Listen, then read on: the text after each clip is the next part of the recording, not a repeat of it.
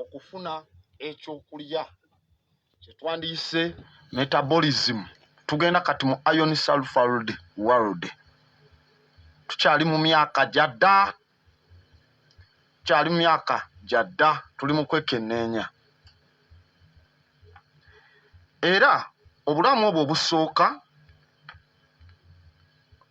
bwalimu era nga buli composed n'obutundutundu obwa protein.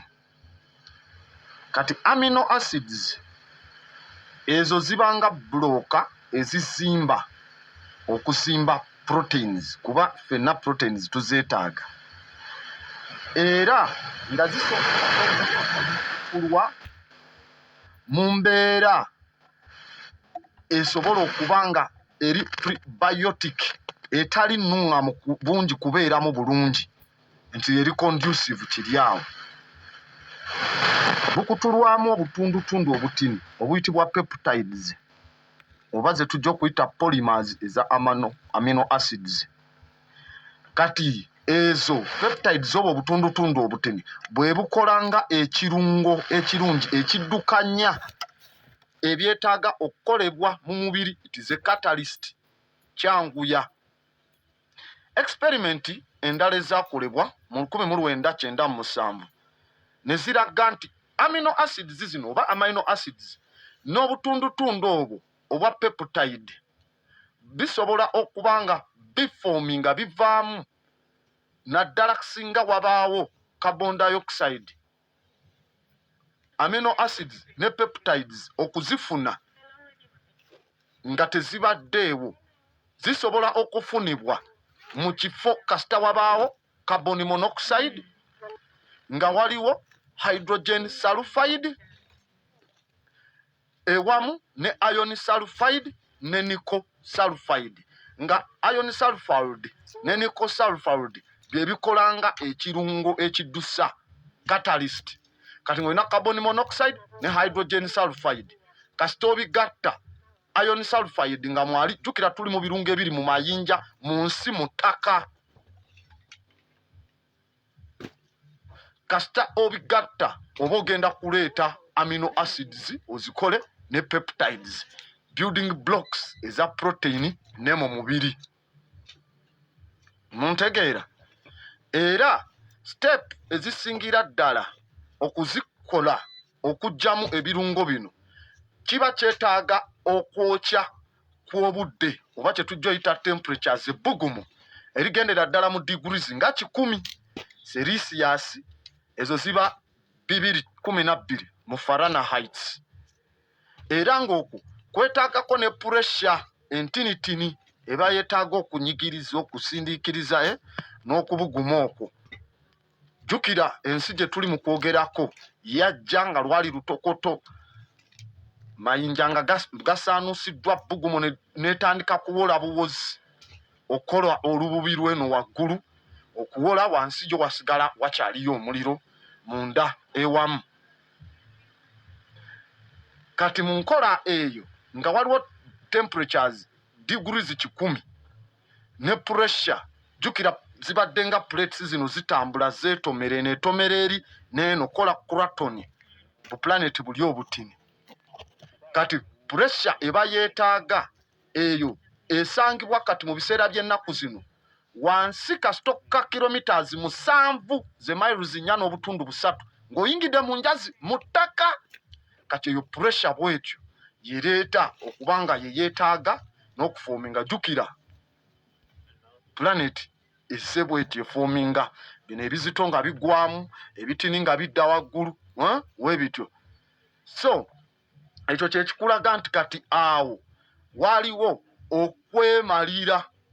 okwemalirira okw'okukutulakutula proteins zino, era ng'ezisinga zinoba nga zaakutulwa ewali ebbugumo wansi mu ze tuyite hydrothermal vents, emiwaatwa egisobola okuyitamu ki ebbugumo, naye ng'ezimu zirimu amazzi. Jjukira twalaba amazzi engeri gye gajja ku nsi, byonna tuzze nga tubyekenneenya kumenyawo. Ekinsomesesa bino byonna okubibasomesa kuggyawo kiri Okay? Tubeere nga tutegeera ebintu bino. Kati awo tulaba mu kwegatta okwo okwa hydrogen sulfide, carbon monoxide, nga mulimu iron sulfide ne nickel. Bino byonna jjukira birungo bitangibwa mu mayinja ne mu ttaka wansi. Kati bisobola okukola proteins ate zetwagambye amino acids zivaamu nga ze building blocks za proteins. Kati awo tulaba seera eno etandise okukola, omubiri gwayo okudduka, okubaako ne bye gukola, okwezimba. Kati efuna etya olububi, membrane, olububi lw'okungulu oba akasusu. Katugenda ba mu nsi eya lipids. Lipids gabanga amasavu. Obola oli wagamba olina lipids nyingi naddala balina ebibalabe abalyalya bipaani ebyo ebinyikemu. Excess lipids zifulumya olwo olusavu n'ofuna obubalabe. Katuli mu kulaba olusavu luno. Olusavu luno okola olububi lujja nga lwa kuteekako pressure.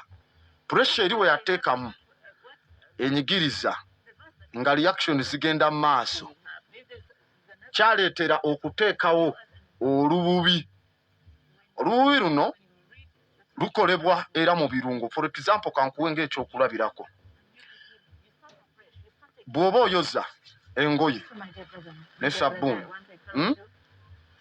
twagattanga emikono gyaffe ne tujawula ne tufuwamu wakati. Bwe tufuwamu ne mubaamu ako kababo akavaako lwakuba tutaddeko pressure nga tufuuwa eri gye tubadde tublokings, naye nga waliyoko ewasobola okuexpandingira. Bw'ofuuwa muvaamu ekintu nga balloon mu sabbuuni ne kitambula mu bbanga ne kigira. Kati pressure eri mu kusindika okwo ebirungo bino byatuuka ne bivaako ng'ekyandibadde ng'olusavu ne lukola babo. Ezo ezibeera okwetoloola seero. Kati olwo seero etandise okwambala okufuna olububi ebweru, era ng'eyo step yali nkulu nnyo. Experiments ezibadde nga zikolebwa mu kulaga condition nga we yali ey'ensi ng'etandika zibadde nga ziraga engeri lipids oba olusavu luno gye lusobola okukolebwamu, era nga lukolebwa okuva mu ze tuyita liposomes. Era liposomes ezo kasita zitandika okujja zisobola okuba nga nazo zeekubamu, zeeyozaamu, zereplicatinga, kubanga bwe zambadde munda mwe muli material eya replication, RNA ne DNA. Nga bwe twalaba luli, kuba lwo olububi lwo terusitula information. It is not an information carrier nga nucleic acids nga bwe tuziraba DNA ne RNA. So kati lwo lwalina kwambala kubeera kuli kungulu ku protectinga kino eky'omunda okubanga kisobola okuba n'obuwangaazi n'okusobola okuzaala, to reproduce and longevity, okweyozaamu.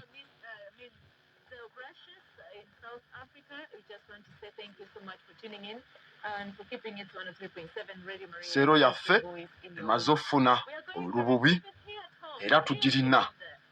Nagambye nga tosobola ziyitanga ki nti creatures oba ziri awo. Eno matwale ga seero zikati oluzifominze.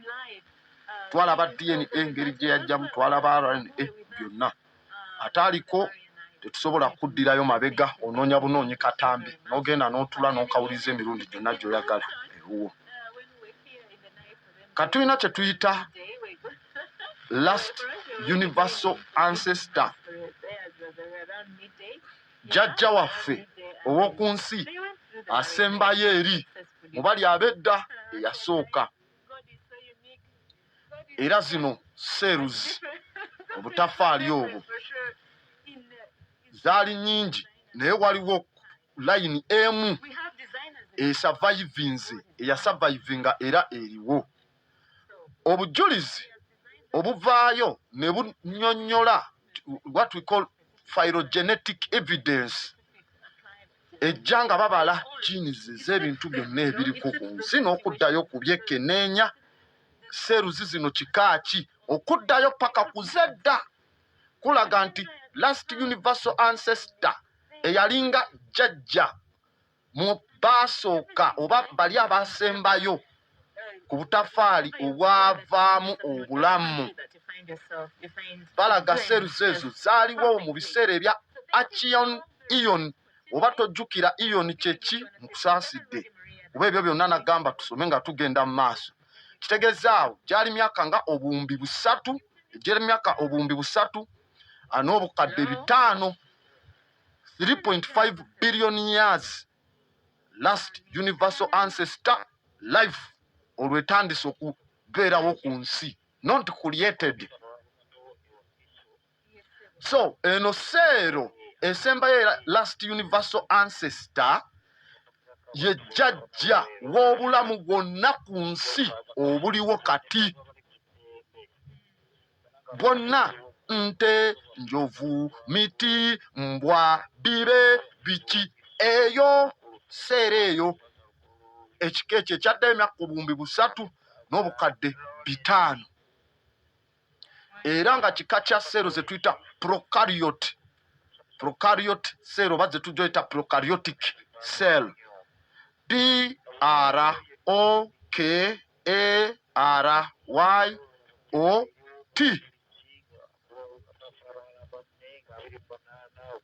kika kya seero butafaali wabula buno ate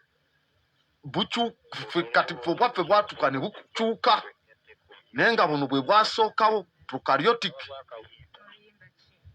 era nga eyo seero yali erina seero membrane olububi kuba twalabye lwafomingiddwa nga munda erina ne ribosomes ezisobola ogiyambako okubaako byekola munda kukuba mmere kulya bintu webityo wabula yo yali teyina nucleus prokaryotic teyina wakati nti mu center we wali nucleus oba nga organelo zino ezimu nga mitochondria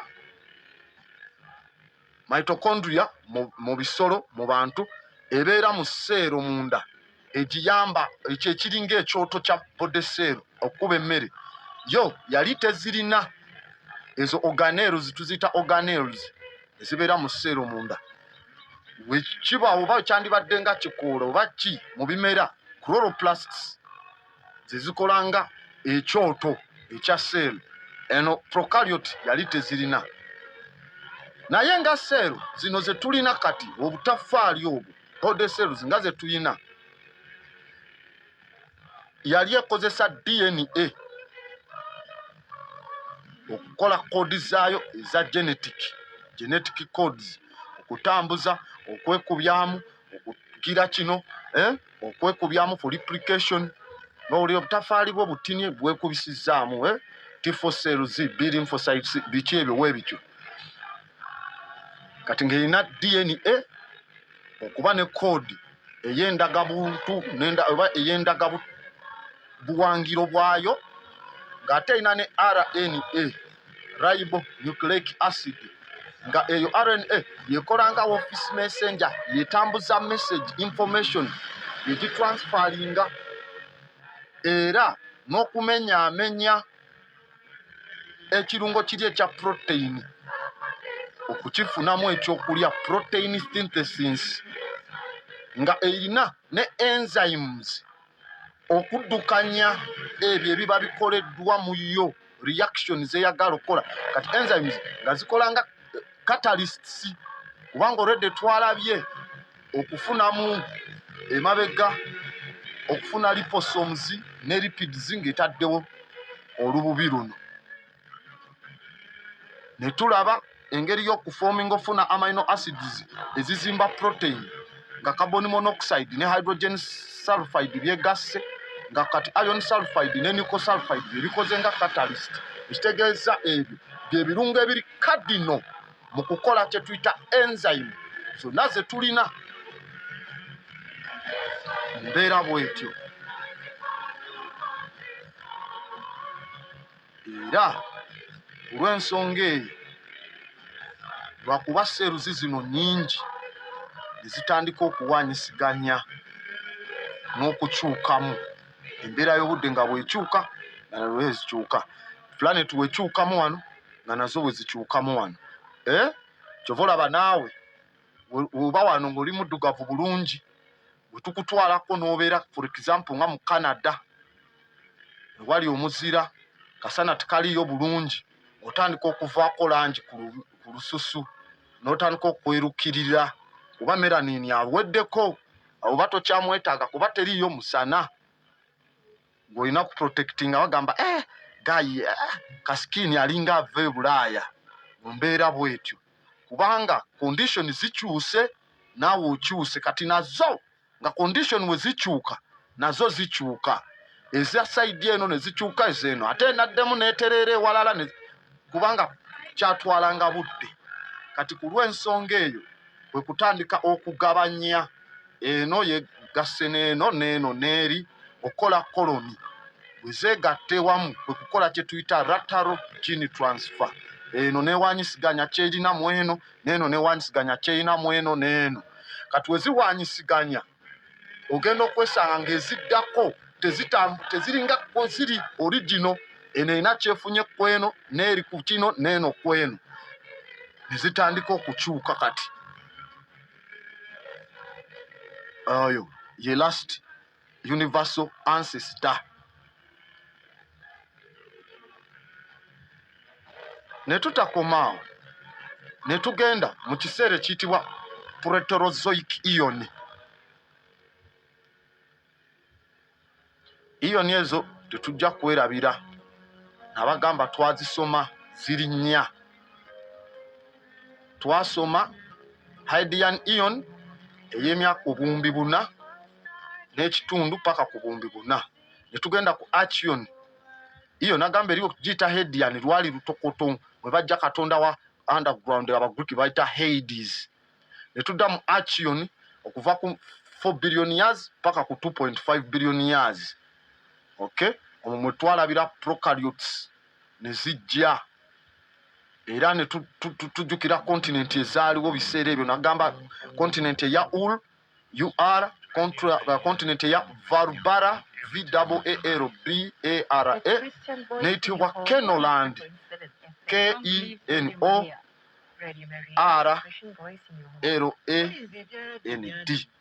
That is the Archean Eon. Ne tugenda mu Proterozoic, era nagamba mu Proterozoic era kutandikira mu myaka obuwumbi 2 n'obukadde 5 paka ku myaka obukadde 541. Omwo mwe twalabira katugenda kulaba Eon eyeno Proterozoic. Nagamba yetegeeza early life, obulamu nga butandise.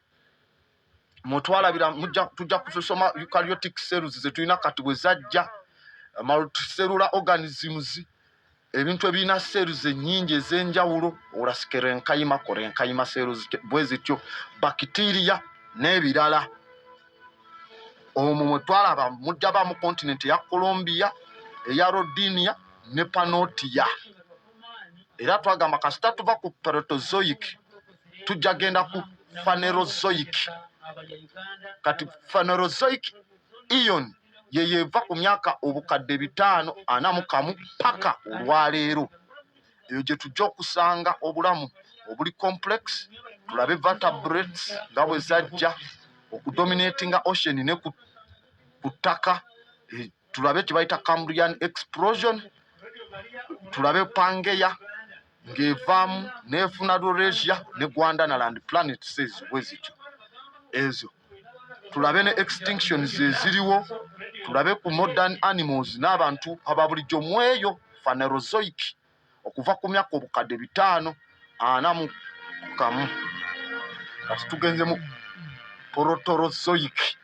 Zonna Eon nagamba nja zisomesa tuleme kwekwasa tuleme kwekwasa yabuukawo kuba nzijukidde bwe nali nsomesa topic eno luli ebimu nabiyitako buyisi nali too fast ne munsaba nziremu ensonga tuzinnyonnyoke tulyoke tugende mu kusoma nga emitwe tujozezza kati proterozoic ion PROTEROZOIC kuva ku myaka obukadde obuwumbi 2 n'obukadde 5 paka ku myaka obukadde 542 emabega mu kaseera kano buli obwalinga ng'obuzinga bwe twayise cratons obuzinga obugenda okukola continents bwatandika okula okwetomera ne bugira kano katomedde kali kekutte kano we kajja ne ketomera ne bwekwata bwe butyo nagamba nga bw'okuba obudongo n'oteekako kano oba nga bakuba plasta kino ne kikoona ku kino ne bikola emmembe emu kati continents zaakula ne zifuuka ngazi nga nnene nga ku sayizi zetulinga zetuzirabako kati naye si ku maapu ng'eyakati kibadde kijja kukola bulungi ng'osoma ng'olina maapu y'ensaawo tujja kunnyonnyola nga bye tunnyonnyola bw'otunulako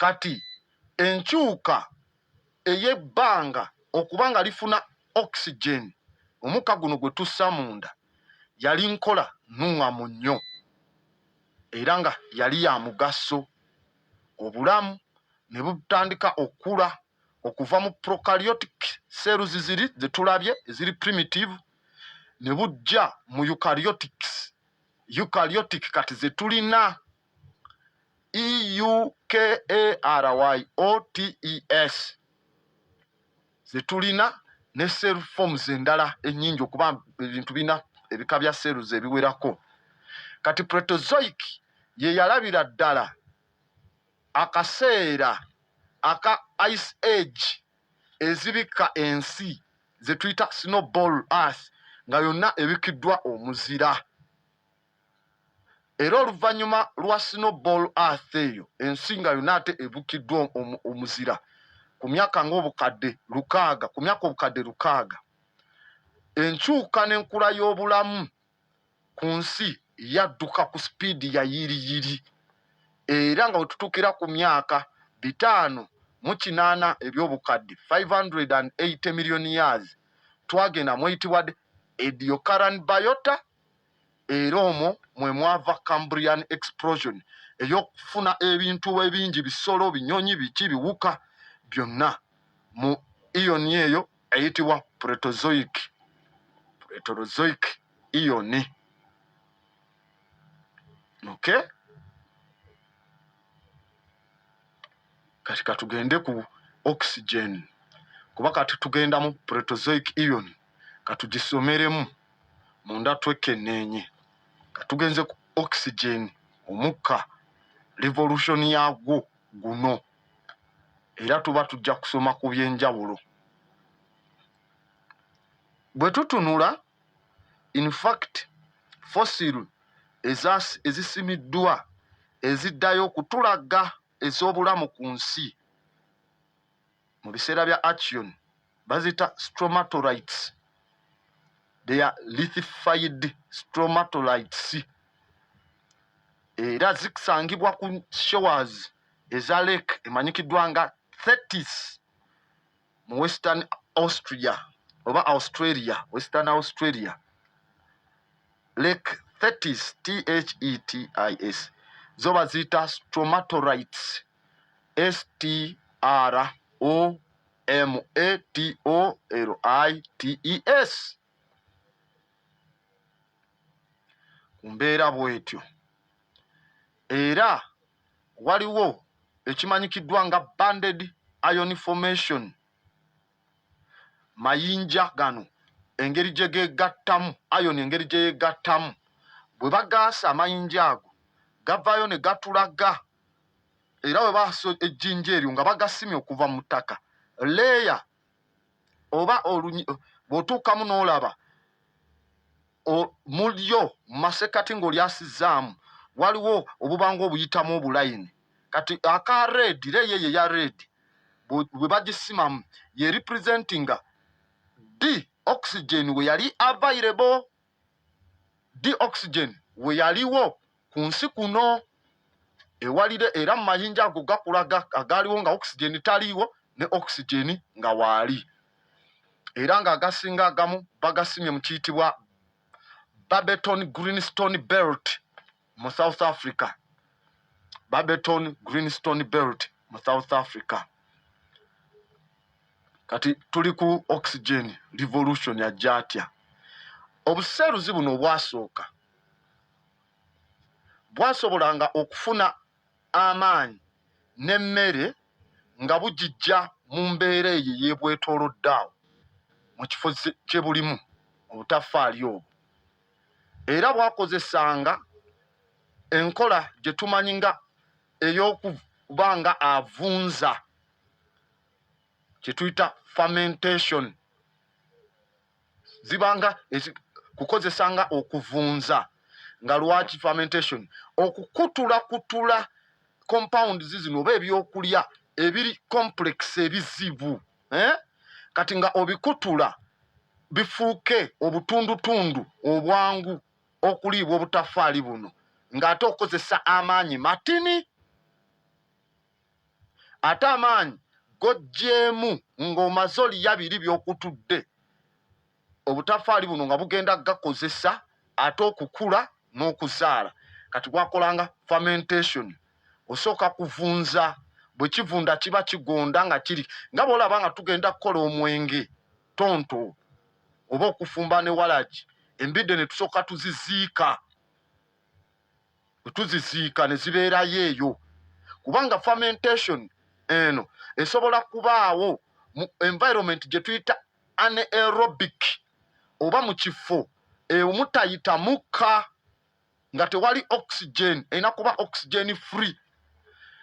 Kati olwo tewaliwo oxygen by that time tebula byakozesanga fermentation neobanga kivunza nekigonda nga bwe tuziika amenvu ago ge tugenda okukolamu ki omwenge. Abaganda beeyagaliza baguyita mwenge muganda oba eno tuguyite mwenge mutoolo oba munyankole oba mukonjo oba tugende nekiri kale ne tonto. Okay? Nga bwe tumukola naffe tusooka ziika kati ebbugumu eryo ne libanga erivunza kuba tewabaayo mukka amabidde gonna ne gagonda so oleeta oteeka buteesi mu lyato ng'osootola busootozi liba gagonzegonze ddanga gayidde bulungi gaba mangu olinnya bulinnya n'otandika okamula. Kati nabwo takitiika eyo tugirinaffe tuddayo eri kakodi ako ku butafaali bwe kasookanga okukozesa seeruzi zaffe nga zikula ku pulaneti eno. Kati mu mbeera eyo ne wabaawo enkyuka ey'okuyiga ey'okumenya ekitangaala. Ekitangaala ne bakikolamu emmere nga seeruzi zino zikikolamu emmere. Ekitangaala kye tuyise photosynthesis. Kati ekyo kyasobola okukifuuzisa ekyangu ekya seeruzi zino ate okuddamu okufunanga amaanyi okuva ku musana. Are you following? Kati obulamu bwonna obusinga obukavalinga ku lubalama wano ku nsi bwonna budipendinga directly oba indirectly ku photosynthesis mu kumenya amaanyi g'ekitangaala ekyo ne kivaamu ekyokulya. Naffe emibiri gyaffe tulina vitamini gye tujja ku musana. Ku makya okwo kubaako ekiriisa ka vitamini D kati genda oyo okitegedde. Naffe tujjako era ekirungo emibiri gyaffe ku makya akasanako ku makya kuba kaliko ekirungo tujjayo ne tukikozesa. Ne bye tulya ebimera byonna bimenya maanyi ga musana ga kitangaala okukola ebyokulya byago photosynthesis. N'ebisolo nabyo kwe birya ogwo omuddo okitegedde kati awo kasita seeruzi zino zayiga okozesa omanye ebintu bino byanguwa si bizibu kasita osobola okubitegeera kati n'obinnyonnyola mu nnyonnyola ennyangu eya wansi naye ffe munaye tebatunnyonnyola we batyo mutugondezaamu asajja bano bo ba luzungu lwokka lwe luyiibwawo kati gw'olina okukitegeera complex bulungi n'okikutulakutula n'ogamba okay kino kiri bwe kiti kati foomu eyali esinga okuba eriwo ey'okuli okwo yali oxygenic photosynthesis lwaki ogambye oxygenic photosynthesis okumenya ekitangaala nga weetaaga n'okozesanga omukka lwaki kubanga kino kifuula carbon dioxide kuba ye yaliwo okuva mu nsozi okuva mu ki eziwanda omuliro kati carbon dioxide oyo n'amazzi ewamu n'ekitangaala bifuulibwa emmere olaba bwe tugenda okufuna oxygen carbon dioxide amazzi n'ekitangaala bikutulwa ne bifuuka emmere era ne ziba nga zisobola okubaka amaanyi ag'ekitangaala ky'omusana amaanyi ago ne gafuulibwamu ebirungo ebyo ebigagga mu kintu kye tuyita ATP kino buli muntu akirina mu mubiri gwe ATP that is adenosine triphosphate sigambye ADP adenosine diphosphate oba AMP adenosine monophosphate ngambye ATP adenosine triphosphate eyo ATP akutuddwa nga giddwa mu kitangaala eky'omusana ng'ate tukutte carbon dioxide n'amazzi n'ekitangaala ne tubimenya okufuna emmere eyo efuuka ATP eyo neeba nga yegenda okutuwa amaanyi n'okuwa seeruzi zino amaanyi okuba nga zikola sukaali to make sugars okay sukaali ng'alina okukolebwa kyagwayi sukaali wo ali wansi sukaali wo ali waggulu oyo talina abali diabetic ne kitakomaawo sukaali tubaamu ne zigulukosi ze muwulira zibeera mu mibiri gyaffe ensonga ng'eza glycogenesis okumenya mu ntumba omwo okumenya sugars zino zifuuka amaanyi kyova olaba bwe muba mudduse emisinde okukuzzaamu okuwa amaanyi bakuwa gulukosi oyo bakuwa gulukosi n'omunuuna abadde ava okudduka emisinde oba omupiira ne munuuna owulira amaanyi gakoze eki gakomyewo kati kyava dda tokiraba kati okitegedde kati okusapulayinga amaanyi okufuna amasannyalaze kuba nagamba ffe tuli nga kyuma emibiri giri nga kyuma era n'ebintu ebisinga biina electrons ezo okusapulayinga mu saketi okutambuza hydrogen agibwako mu mazzi okay jukira amazzi it is HO2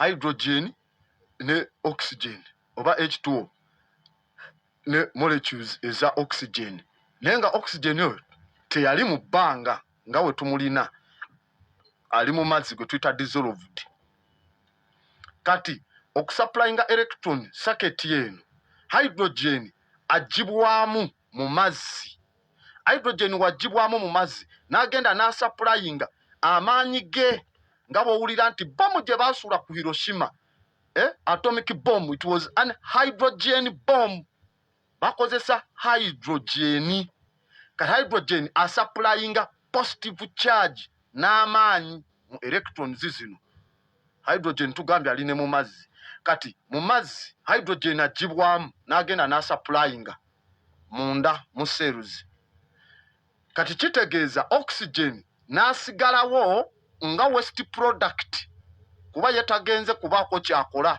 hydrogen yagenze okuwa amaanyi kati oxygen ono gwe tusamunda n'asigalawo nga ekisuuliddwawo atalina mugaso n'abanga waste product kati oyo asuuliddwa nga waste product tugenda kumulaba we tutandika omufuna si Katonda yatuwa omukka gwe tusa nedda ssebo oba nnyabo kati kyokka waliwo obuwuka obumu oba bu organisms obumu omuli nga kye tuyita purple bacteria omuli ke tuyita green sulfur bacteria ate obwo bukozesa anexogenic form eya photosynthesis yo ekozesa alternative ku hydrogen agiddwa ate ku mazzi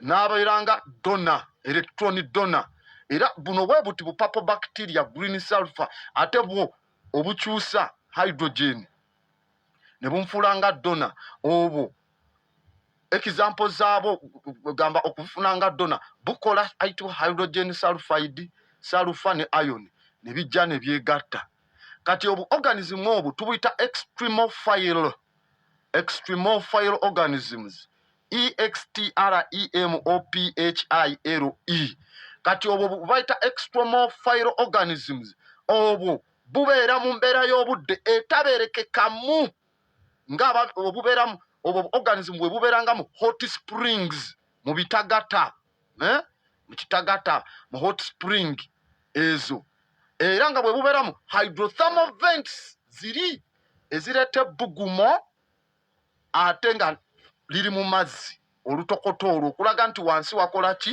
wakyaliyo okutokota kyova olaba olina hot spring ezo otuulamu mu kitagata gatokota naye oba otudde ku hydrothermal vent eka paka eri mu Christ yensi ewali eri ewakyali olunyato olwo olw'oluliro olwo kati lwakuba amazzi gatuddeko agali ku water table n'ewalala kati gatandika okutokotereza ne gagenda otuukira eno nga tegookya nnyo ewamu nga gawozeewozeemu kuba gaba gatambudde distance mpanvu mu ttaka ate ettaka lino erikubiddwako oluusi enkuba ewamu nga wanyogoga bwe watyo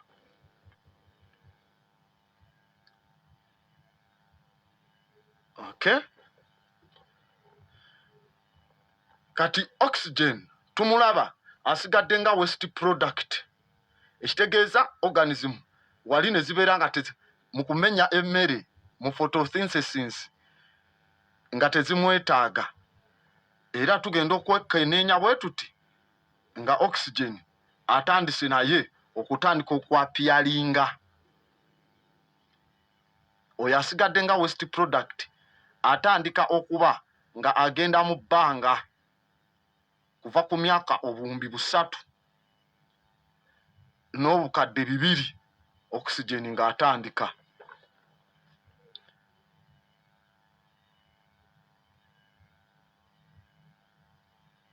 era nga obyasigalawo kwezo life forms ezafulumya oxygen zezo fossils eza stromatolites ezikuleka ezikulaga kakiraga wali mu kufulumya bu organism buno bwe bayongera okuba obungi nga bungi kati kyaleeta okubanga kireeta productivity okufulumya oxygen omungi mu bbanga kubanga nabwo bwali bwezaalamu bukola replication bwekubyamu kati nga ne oxygen watandika okgendawa mu bbanga at first mu kusooka oxygen oyo eyalirizingibwanga ng'ateebwanga waste product yasookanga kukwatira jjukira life forms tuli olwo mu nnyanja tetunajja ku lukalu tukyali mu mayanja kati oxygen oyo yateebwanga yeekwatanga ku limestone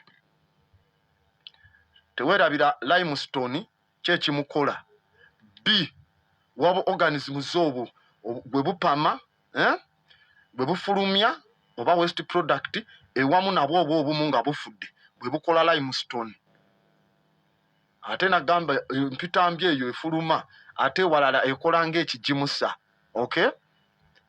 Kati oxygen yo yasooka nga genda mu limestone, omulala n'agenda mu iron.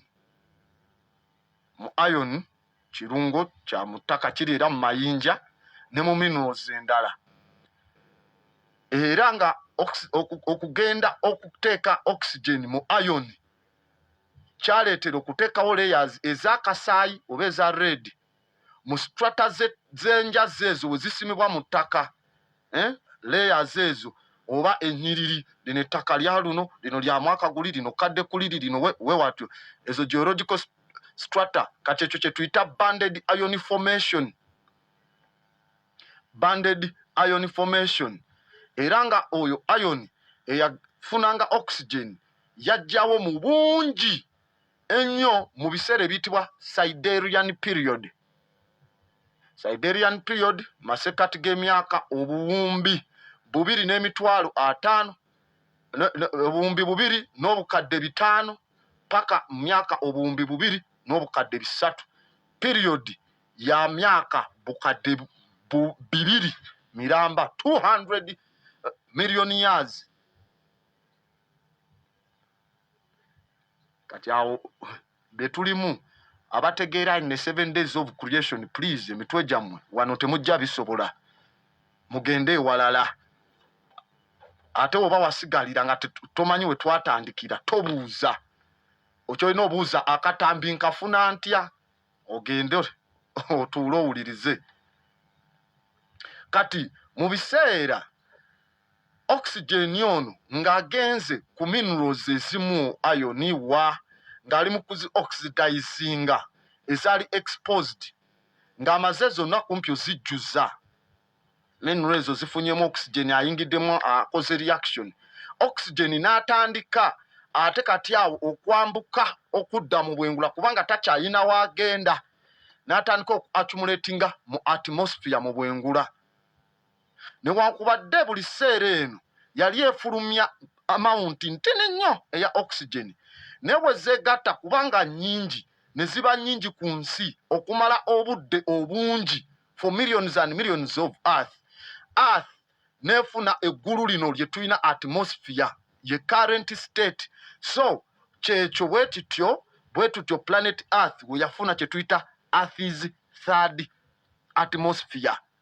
Nakusomesa atmosphere esooka eya earth n'eyokubiri, kati eno eyokusatu bwe tutyo we tugifuna ejjudde ki?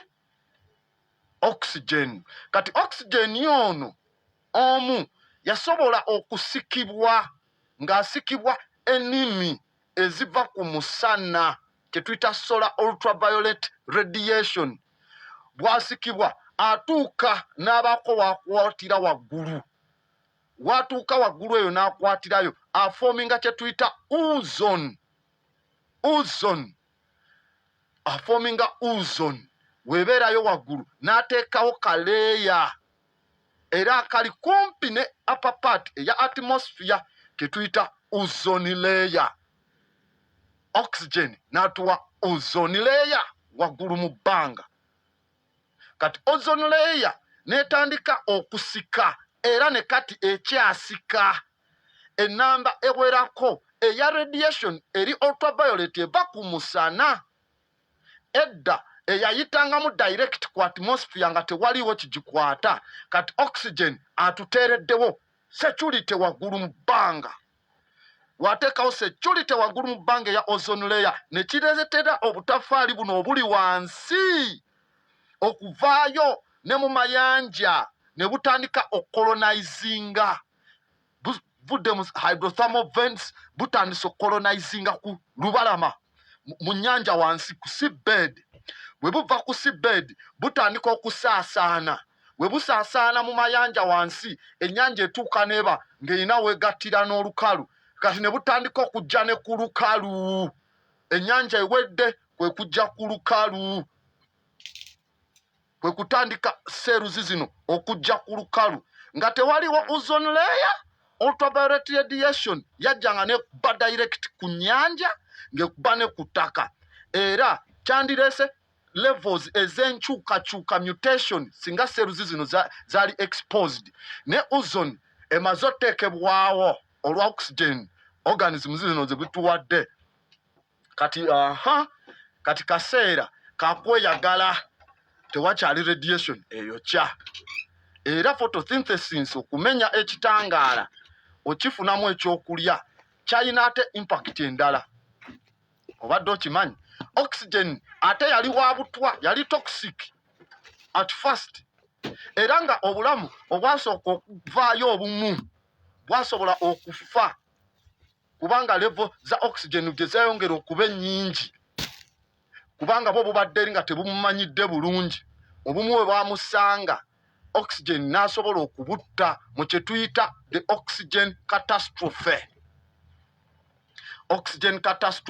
kati of which newebatta ebintu byonna newebifa wabaawo ebisurvivinga ebiba strong ebidevelopinga ebikula okuresistinga kati ebyaresistinga cells ezaresistinga zaforminga nezisurvivinga nezibaawo ezimu nezikulamu okufuna obusobozi ate okozesa oxygen oyo yennyini okumukozesa okwongera okuddusa mu kwekubira emmere n'emibiri ne cells zino okubanga zikola ki zimultiplyinga for metabolism era n'okufuna amaanyi mu nkola y'emu nga emmere mu maanyi ago ge bakutudde nga bakozeseza oxygen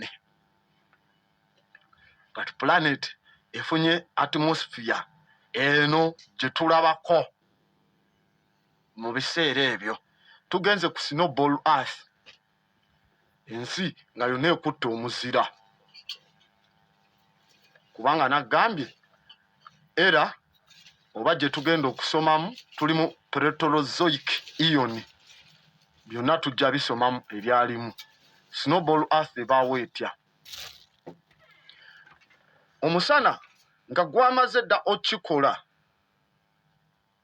era gwakikolera ddala bulungi ne gutandika okuvaamu ekimyanso ekyetaaga mu biseera ebya Acheon eon ne Proterozoic eon ekitangala ky'omusana kyeyongera ebitundu 6 ku buli 100 buli luvannyuma lw'emyaka akawumbi kamu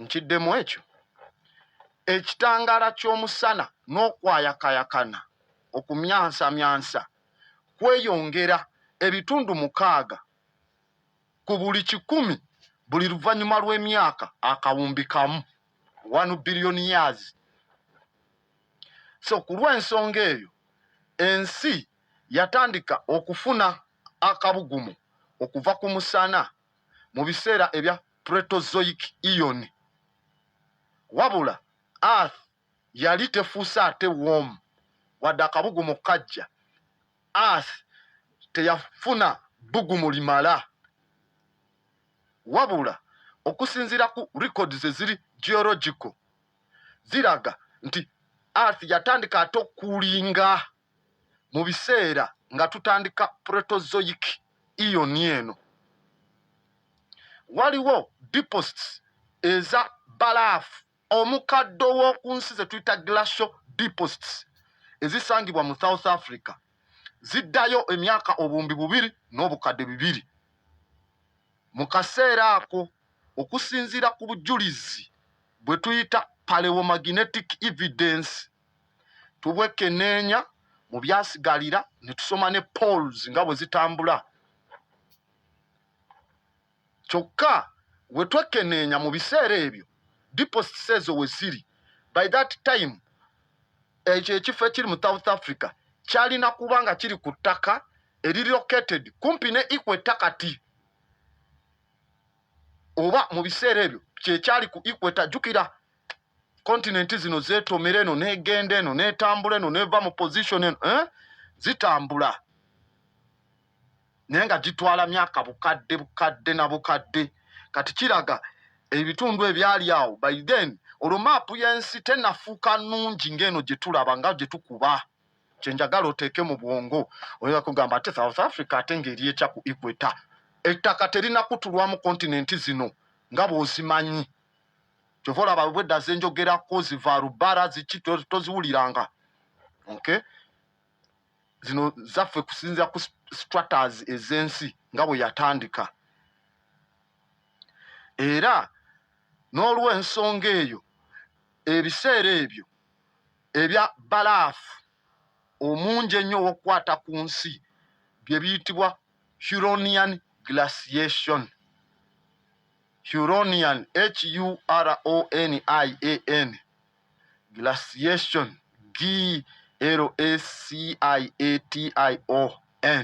ebya balaafu oyo era nga yakwata ensi yaffe yonna nga we yali mu biseera ebyo.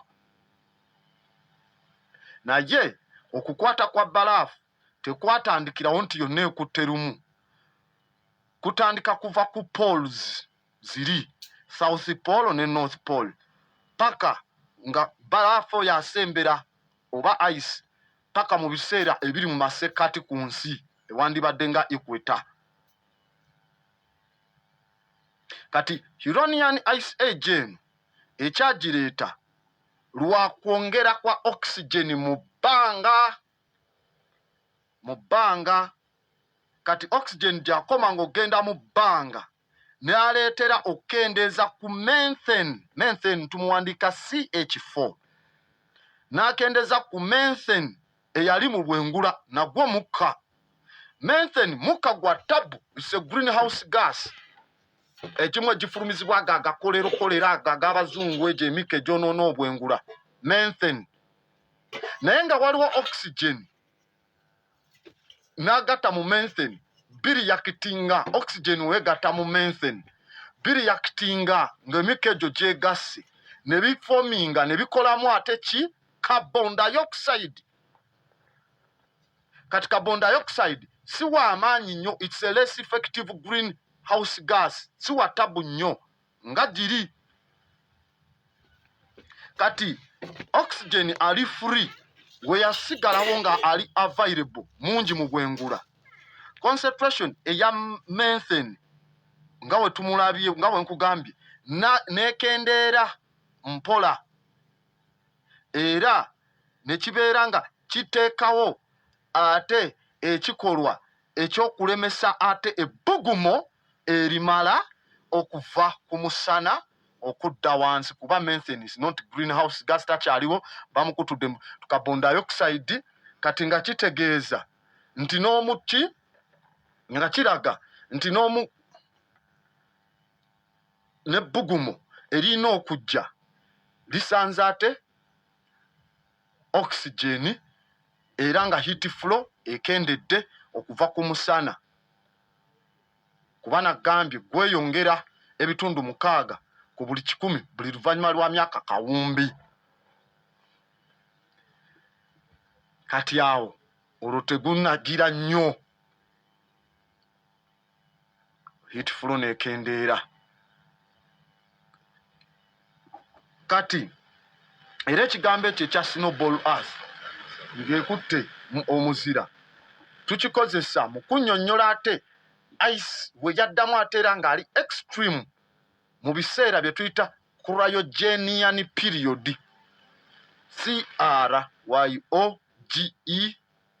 CRYOGENIAN, ng'oli wagamba tumutadde mu cryogenic suit, mwe bakwebasizza n'obanga ayimiridde,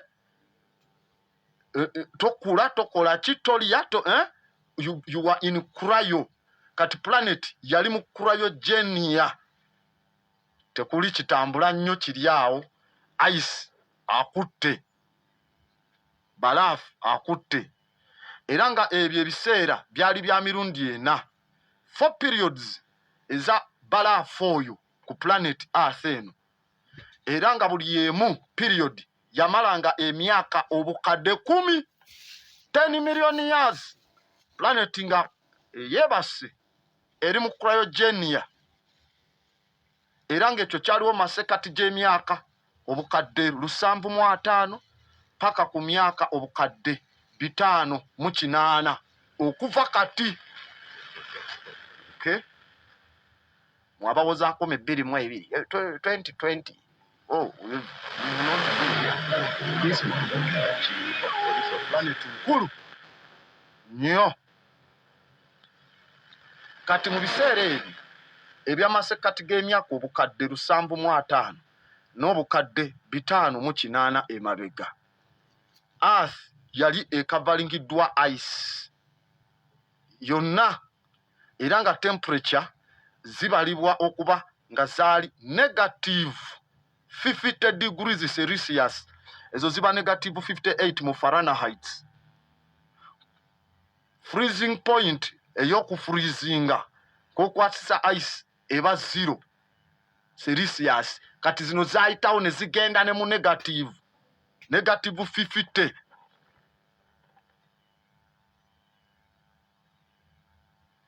Era nga snowball eyo gwe tugamba planet enokuba partly ku lw'ensonga y'okuba nti continent supercontinent eyo ennene eyali tenna kutulwamu eyitibwa Rodinia RODINIA yali nga yeewogomye nga ku equator, masekati ga planet ebiseera ebyo. Continent ezo olwo zino tezaffe tezinajja. Kati carbon dioxide ng'omugasse n'enkuba, carbon dioxide w'omugatta n'enkuba we bittonya ku mayinja bisebengulula amayinja ago ne bigajjako bu parts kye tuyita weathering. Bikutula bu parts obwo buva ku mayinja. Kati obu parts obwo buvaako ku mayinja nga obwenjazi bukombayinize carbon dioxide n'enkuba biforminga kye tuyita carbonic acid. Carbonic acid ono n'abeera nga avugibwa n'atwalibwa paka mu nnyanja kuba enkuba etonnya n'okulya amayinja neki amazzi kati ate ne gakulukuta mukoka n'ebirala paka mu nnyanja, nga kiraga nti mu kukka paka mu nnyanja ekitegeeza greenhouse gas eba emaze okuva mu bwengula, tuba tumaze ogijjayo mu bwengula nayo carbon dioxide wekitegedde, olwo naye atandise okuvaayo kati nakka paka mu nnyanja. Kati continents oba semazinga we ziba okumpi ne poles, North Pole, South Pole, kuba continent etambudde kumpi ne South Pole ne North Pole tezaali wakati wokka wano, esobola okuba nga yeewogomye side eri eno. Kati advance ya Aisona alumba yakavalinga enjazi, okitegeera. Kati Aisona alumba yajja mpola mpola okuva ku poles okutuuka akati kati n'abikka enjazi ezo. Wabika enjazi kitegeeza baba bakendeezezza mu kureducinga carbon dioxide ali mu bbanga, kuba takyagenda kujja yegatte n'enkuba batonye ku mayinja bakole carbonic acid bagende mu nnyanja, tewakyali kuba enjazi zibikiddwa. Kitegeeza carbon dioxide tagenda kukendeera olwo. Naye mu biseera ebyo bya cryogenia ku weathering ono ow'okukendeezera carbon dioxide, kubanga planet yonna tukugambye teyakwatira wamu ejja eva eri ku pole nga bw'olaba North Pole ice mungi ne South Pole mu Antarctica wano tewali, kati yajjanga mpola. Kati weathering eno ey'okutula amayinja gano enjazi ne enkuba ewamu ne carbon dioxide okola oli carbonic acid ku Rodinia eno masekati yo yagendera ddala mu maaso paka ice we are advancing paka n'atuuka mu bitundu ebya tropics mu masekati. Kati process eyo y'okufurizinga kiki ekyaddamu ogijjawo planet n'eddamu n'evaako ice, carbon dioxide still, kubanga afulumizibwa mu njazi oba wansi mu volcanoes, kuba planet ebadde ng'ewanda omuliro eri active, ebbugumu eryo ne linoonya we litolokera nga libikiddwayo ne libatula lumu, carbon dioxide n'agenda mu bbanga volcanoes ezo. Era mu mbeera bwekyo volcanoes ne zibeera nga ziteeka carbon dioxide mu bbanga. Planet neddamu okuba nga ate efuna akabugumu n'okubeera nga ice addamu n'akola ki, n'asaanuuka. okudda mu bitundu ebirina okukola amayanja. Awo kansubire tuli wamu. Kati tugenze ku eukaryotes. Cells zino ng'ezaffe ze tulina zijja zitya nazo. Emergence eya eukaryotes oba eukaryotic cells.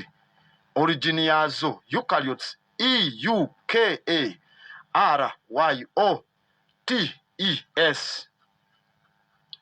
Nga bwe tuziraba chloroplasts mu cells eza moss mu kibwe we watyo.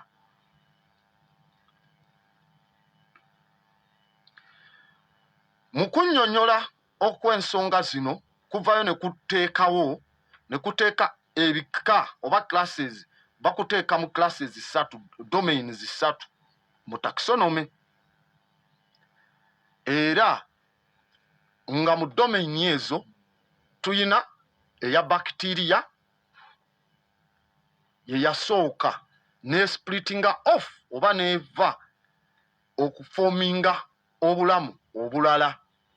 Bacteria, it was the first okusplittinga off ku forms endala ez'obulamu. Era bacteria eyo tugiyita Neomura. Bigambo bingi naye mujja bikwata, nze nga nabikwata. Neomura, NEOMURA. Oluvannyuma lwa Neomura ng'ekutuseeko nga bacteria ku myaka obukadde obuwumbi 2 billion years, bwe yakutuka Neomura nayo ate ne yesplitingamu muyo, nayo nevaamu ebika ebirala.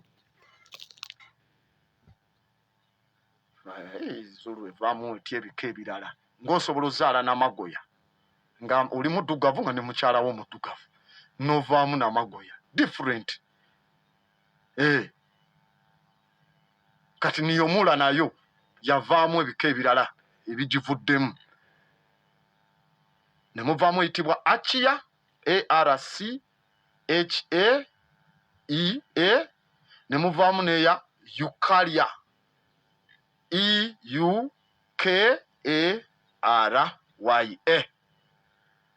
Kati Eukarya zezo eukaryotic cells, ezo ngazi ze tulina ffenna. Ze ngazi ziri complex okusinga ku prokaryotic cells.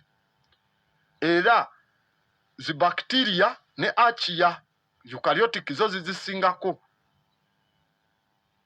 Nakitegedde. Era nga fossil ezirina futures ezagala okufaanana nga fungi. Ku kaseera kano oba mu kiseera ekiyitibwa ekya Paleoproterozoic era, emyaka obuwumbi nga 2 emabega, zino organisms za seero eziwerako ennyingi. Oyina ekika kino ng'olina n'ekika kiri. Era organism eza benthic organisms ez'omu mazzi, ezo nga zo zirina obuntu bu structure obulinga bwe ziwulizisa, we call them fragmentous, bubanga bulongooti bwe butyo, ekizisobozesa okukola kye tuyita anastomosis. Anastomosis kwe kucommunicatinga okw'ebintu ebyenjawulo. Cells zino ne zimultiplying okutambula ewalala, ne zibeera nga ziwuliziganya n'okukola omulimo. Nga bw'olaba omusaayi ne gumanya nti guno guli oxygenated, tegulina kgenda mu ki, ogulina oxygen gulina ba mu artery, ate guno gulina kuba mu veins, ng'ogyeko ateri vena cava oba ne pulmonary artery. Kati omubiri ogwo communication yagwo ne zino cells wekola kye tuyita anastomosis. Era ng'ezisinga obukulu za fungi.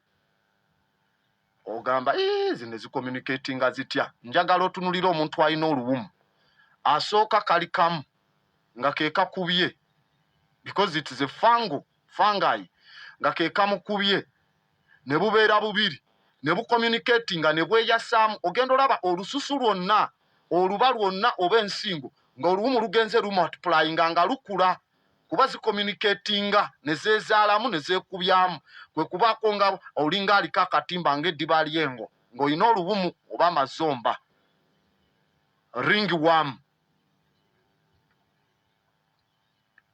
Communication yazo fangi ezo it is anastomosis kati kwe kwogerezeganya okutambuza.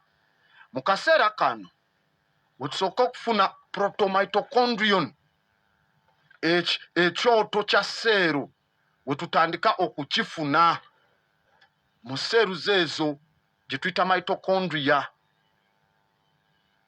yeekola ku byekulya kupampinga kukola ki n'ewalala. Kati bacteria cell eyagala ofaananya ku gye tuyita rickettsia eyo rickettsia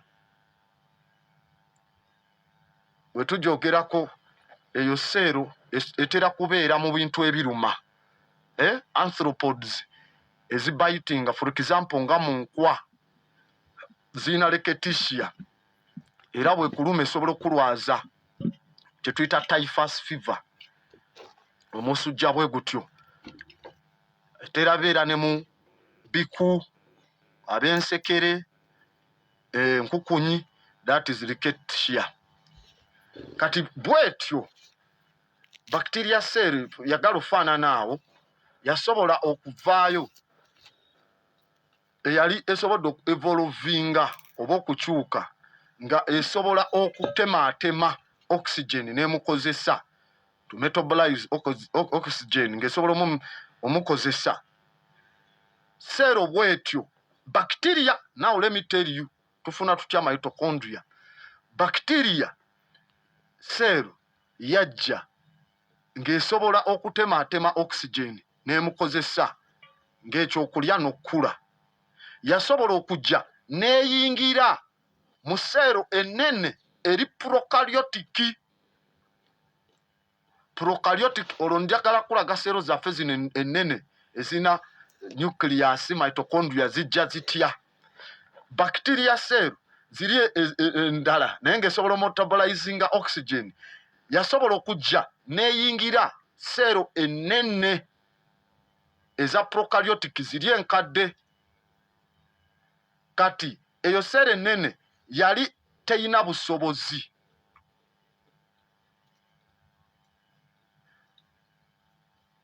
era ku lw'ensonga eyo seero ennene y'obusobozi obwo obw'okutemaatema oxygen yali tebulina eya prokaryotic. Ne bacteria cell eyingiddemu okujja okugirya kuba nkugambye rickettsia terebeeramu nga bw'olaba enkwa bw'ejja ku nte kati ate ng'eno yo prokaryotic terina busobozi kuyingiramu eryo ekisooka nnene kali katini. Kati akatini kagiyingiramu. Bwe kagiyingiramu seero ennene negezaako okwagala okkalya ako akatini akagiyingiddemu n'eremerwa. Lwaki yalemebwa okkalya? Kubanga kano kazze nga kazze kulya kweno kati buba ne defense ze tuyita pre-defenses bwetekako security oleme kalya oleme kola ki ne kagirema kubako kagenza okwatakinga nga kalina defense yaako. Kyebagamba tumuwadde eddagala lino naye akalwadde kaganye kalina defense kweyo. N'owulira luli mwamiranga fansida kati nti fansida takyakola ne kwinini takyakola kati kowatemu lumatemu kamanyidde kati nabwo buteekako defense. Teekako defense. Wekateekako defense akatini munda ennene n'erema okkalya. Kati kaseera kakatini engeri gye kayingidde eri prokaryotic ennene kagezaako okukola parasitism nga bw'olaba enkwa ku nte ko kalye ku seero ennene. Wabula mu nsonga yonna kaseera kakatini kasavaivingira mu seero ennene nga ko kakozesa oxygen ono okusobola okumenyaamenya ebifulumiziddwa seero ennene. Waste products eza seero ennene zeetadde byo tebyagala ebifulumya prokaryotic tebyagala. Akatini kana akalinga bacteria ate ko ne kakwata ebyo birina okufuluma nga waste product ne kabikubakuba nga kakozesa oxygen ne kazaala amaanyi amalala munda mweri ennene. Kati ng'amaanyi ge kazadde kubanga eri nnene gaba mangi ku bye kalidde ng'agamu tegasobola nga kaakatini, agamu ne kagaddiza ki, ne kagaddiza eno ennene host eyo. Kati ne kibeera nga kaseera kaakatini kasobola okwekubyamu munda mu sseera ennene ne keriplicatinga. Oluvannyuma lw'akaseera katini ne zidevelopinga mu biology kye tuyita symbiosis. Buli omu kyokola eno nkifunamu naawe onfunamu. Eating on the same table. Ndya kino ono alya n'ono yalya emmere egenda. Nga kati kubanga amaanyi aga waste product ate eri gakomyawo neekozesaako neekwongera naawe. Neeraba nga seera ennene nekkiriza okolagana n'akaakatini akagiri munda. Oluvannyuma lw'obudde host seera eno ennene lwakuba efunye kano akatini yatandika okufuna genes, okufuna ebimu ebikwatagana, okufuna enkula ey'akano akatini ennene n'etandika nayo okubifuna. Era ebbiri ezo ne zitandika okubeera nga buli emu edipendinga ku ginnaayo, entini n'ennene. Nga seera ennene tesobola kusurvivinga nga tefunye energy oba maanyi gafulumiziddwa kali akatini akajingidde. So zino mu kaseera akadde nga tezisobola kusurvivinga ate nga tezirina raw material, n'entini tesobola survivinga nga tezirina byakukozesa ennene byeyina okuleeta. Kati ennene erina okuleeta ebyokulya ebirye ebenfulumya product erye naye eryekubyekubye egiddize energy. Kati nga buli omu yeetaaga munne, kati the whole cell kati netandika okubeera kati nga eryemu. Entini n'ennene zonna ne zitandika to be one, ne tuziconsideringa single organism. Kati seero kano akatini keeko bye tutwala nga organelle obutini ekyoto kya body cell kye tuyita mitochondria. Kati olwo tufunye cells nga bwe tuzirina wano. Singa eri teyalumba akuna, singa tetuliiwo. Okitegeera? Singa bino mubisomesa abantu kukya naye muyina emitwe. Singa musomesa abantu baffe ne babimanya naye sente muziwayo naye musajja si abatonda ebintu biriwo ebiti. Kati awo tufunye mitochondria. Era event yemu nebaawo muziri ze tuyita photosynthetic cyanobacteria. Endala era nga eyingira cells eziri heterotrophic. Ekintu ekiba heterotroph mostly ng'ebisolo biba byetaaga organic carbon ne nitrogen omukozesa. Ebisolo ebyo ebiri omuddo they are heterotrophic. Era nayo yayingira mu sero eri heterotrophic kwe kufuuka ekyo kye tuyita chloroplast bwe tulaba mu kikoola. Same condition nayo neebaayo eyo. Kati olwa enkyukakyuka bwe ziti line eya cells ezisobola okutula ekitangaala mu byokulya za splittinga off, ezikutula ekitangaala mu byokulya ne zikutukako off. Lino ne likwata zino ne zidda eno mu line endala okuva ku eukaryotics endala. Era ekyo nga kyaliwo emyaka akawumbi kamu emabega. Era events bwe zityo zaddawo eno eyingiddemu eno bwe zityo seero zabeeranga zeerumba. Era kwe kusobola okututeekerawo eyo gye tuyita the endosymbiotic theory. Yetulaga origin ya mitochondria, chloroplasts n'ebirala. Era mu kaseera ako seera ezo zatandika okukwatagana oba obwo butafaali organism obumu ne butandika okwagala okukwatagana bwe bunaafulumiza bye buteetaaga. Waste products zonna buzikubyekubyemu kuba n'entini nayo yeetaaga ate okufulumya.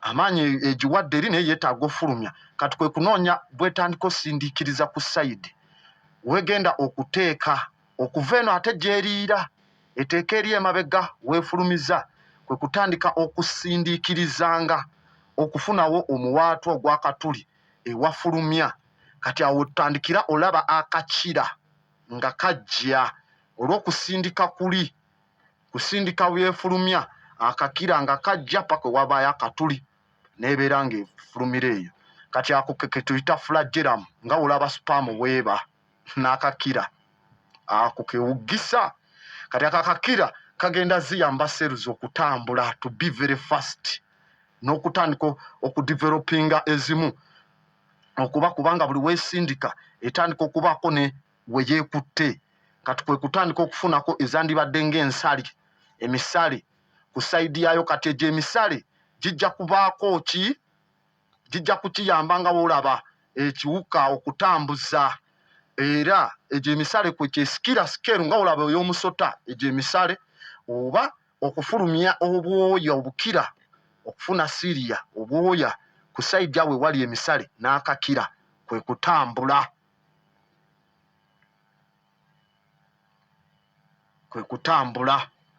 okay now tumaze ofuna akakakira ketufunye ebiseera bimu tujja kulaba maaso awo kajja kalifuuka okukaluba kubanga waste product buli gyeyita n'amaanyi gye gagenda kajja kalubya ekkubo eryo we biyita akakira tujja kalaba nga kagatta ku mikira ensolo zonna gye zirina zonna mukira ezirina then naffe tujja kutuuka katuyambe okufuna ki backbone okufuna eggumba ly'omugongo. Do you follow? Ongoberera bulungi. Kati ziri archaeans ne bacteria kuba twalabye eukarya oba eukarya eyaffe eukaryotic ng'ekutuseeko kati ne eukaryotes oba eukaryotes zeeyongera okukyuka okudiversifyinga ne zifuuka complex ne zitandika okuadoptinga embeera y'obudde bwekyuka bwe zaadoptinga bwe zigira jjukira oxygen waali ozone layer weeri kati buli domain nebeera nga emirundi egidiringanamu yeekutulangamu layini endala ezikutukamu different lines ez'enjawulo ku mbeera eyo. Zino zivuddemu zigira gino, zino zivuddemu zigira kino, zino zigira kino ne zikutulwamu layini ez'enjawulo ng'era mwenna muyinza okuba muli b'amagye naye nga mulimu basniper, mulimu abamizinga, mulimu abatanka naye nga mwenna muli b'amagye. Lines ne zitandika okuvaamu kati ku myaka akawumbi kamu n'obukadde 10 emabega supercontinent eyitibwa Rodinia eyo netandika okuba nga esembolinga etandise okwekuŋŋaanya mu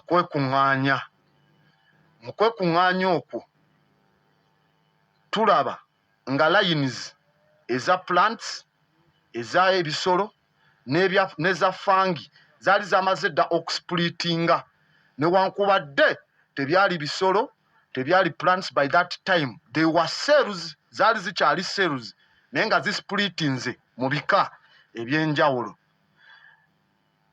era ezimu ku zino zabeeranga mu matwale agayitibwa colonies bwetwe tukiyita mu science zibeera mu colonies era mu nkola bwetyo ne zitandika okwawula emirimu division of labor ne tutandika okubeerawo ekyokulabirako cells eziri waggulu kubanga ziri mu koloni kitwale ekipooli kyekutte wamu kati eziri kungulu w'ekipooli waggulu zatandika okufuna omulimu ogw'enjawulo okusinga ku ezo eziri munda wakati mu kipooli ez'ebweru at the peripheral zitandika okukola emirimu emirala tuteekewo defense tukole ki bwe zityo butalumba munda.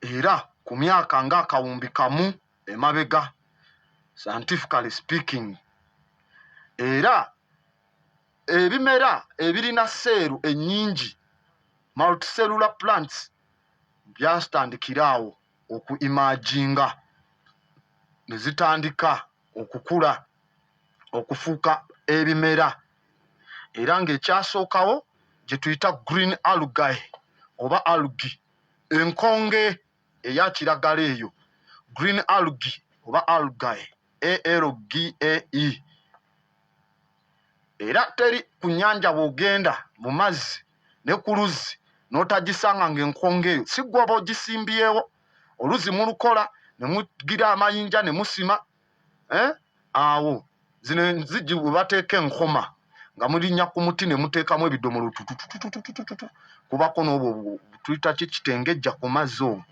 kati ogenda olaba ejjinja liri amazzi mwe gava wali eri with time nga litandise ofuuka lifuna enkonge ya kiragala okuva mu mazzi wansi enkonge gyetandikira paka nejja neefuluma ebweru so nga kiraga nti mu kaseera ako bulamu ne butandika okuvaayo mu nnyanja oba enkonge eno green algae nejja neetandika from sea neefulumayo nejja neekavalinga ku surface bulamu ne butandika okukwata ku planet etutegekera tugenda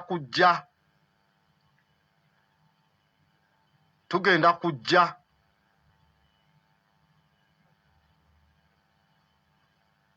era kisuubirizibwa awo wennyini kawumbi kamu batandise okukolonizinga seeruzi ziri kati zifuuse enkonge kuva mu mazzi etandise okujja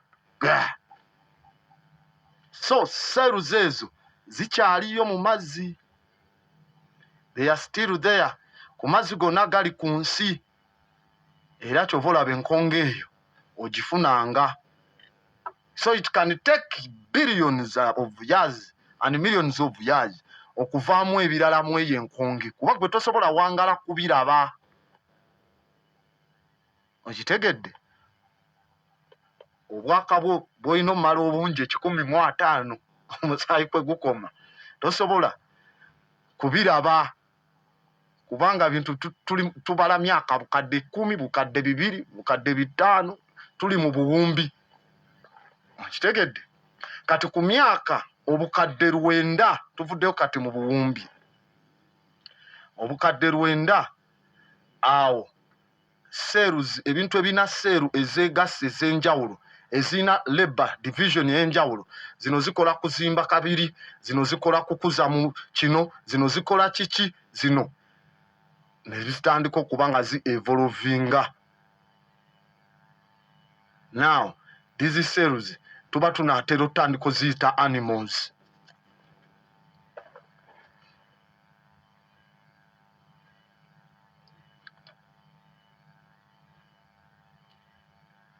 era mu kaseera ako zaali zifaanana nga tetwandiise sponges sizimanyi mu lutoolo